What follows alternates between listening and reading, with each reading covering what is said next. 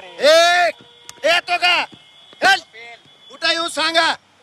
तुम्ही काय धमक्या देतात?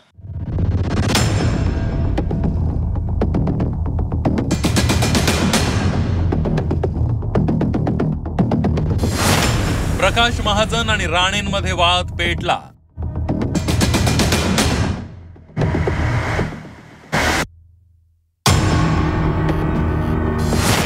टीकेनंतर प्रकाश महाजनांना राणेंची धमकी. मतलब आम्ही मांडूला तू साहेबांची उंची करणार का? काय करतोस तू? महाजनांनी राणेंविरोधात पोपटले दंड.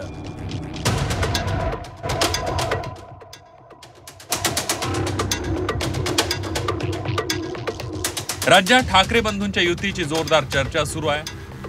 मात्र त्याच वेळी मत्स्योद्योग मंत्री नितेश राणेंनी या युतीची खिल्ली उडवली आणि नव्या वादाला तोंड फुटलं. महाराष्ट्राच्या जनतेने 2024ला एकाला 20 आमदार दिले, दुसऱ्याला 0 दिलेलं आहे.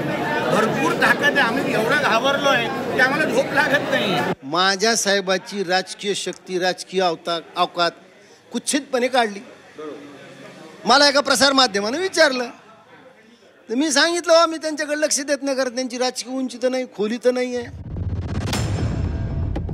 प्रकाश महाजनांच्या टीकेनंतर खासदार नारायण राणे चांगले संतापले. नारायण राणेंनी थेट सोशल मीडियावर प्रकाश महाजनांचे वाभाडे काढत थेट इशारा दिला. प्रकाश महाजन कोण? राजकारण, समाजकारण, विधायक क्षेत्रात आपलं योगदान काय? निलेश, नितेश आणि नारायण राणे हे दूरच. वैचारिक उंची ठरवणारे तुम्ही कोण?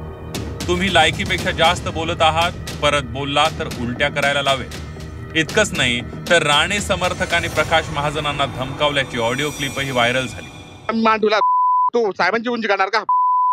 काय करतोस तू? तू भेट सांग ना. आधी राणेंचं ट्विट आणि त्यानंतर राणे समर्थकांच्या धमकीमुळे प्रकाश महाजन संतापले. त्यांनी राणेंविरोधात आक्रमक भूमिका घेतली आहे. उद्या अगदी हृदयविकारानं जरी मी मेलो, वीज पडून जरी मी मेलो, एखाद्या अपघातात जरी मी मेलो, तरी ही सर्व जबाबदारी नारायण राणे साहेब आणि त्यांच्या 2 सुपुत्रावर राहील. धमकीनंतर प्रकाश महाजन यांनी राणेंविरोधात दंड थोपटत प्रतिआव्हानही दिलं. यानंतर पोलीसही प्रकाश महाजन यांच्या घरी पोहोचले आणि क्रांती चौकात जाऊ नये असं आवाहन केलं. एक मोर्चा नाही, माझा काही त्रास नाही, प्लीज मला. मात्र पोलिसांसोबत तब्बल अर्धा तास वाद करत अखेर प्रकाश महाजन क्रांती चौकात पोहोचले. तब्बल अर्धा तास प्रकाश महाजन क्रांती चौकात थांबले. मात्र कुणीही न आल्यानं ते आल्या पावली माघारी परतले. क्रांती चौकात छत्रपती शिवाजी महाराज पुतळ्याजवळ येतो. त्यांना काय मला मारायचंय, काय शिवीगाळ करायची, तिथे येऊन करा.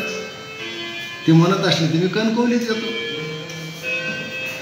राजकारणात तुम्हाला जर टीका सहन होत नसेल तर तुम्ही दुसऱ्यावर टीका करू नका ना. ते जिथे असतील ना तिथे येऊ नका. मी पोचेन, बघूया. मी पोचेन. काय त्यांच्यात दम आहे ना तो मी पाहिन. प्रकाश महाजनांच्या टीकेला राणे पिता पुत्रांनीही प्रत्युत्तर दिलं. राजकारणाच्या पडद्याआडच्या माणसाला आता जर आलं असेल आणि माझ्याशी बोलून मला टीका करून त्यांना प्रसिद्धी मिळत असेल तर ती संधी मला द्यायची नाही. संपलेल्या माणसांना मी परत संजीवनी द्यावी अशी मला वाटत नाही.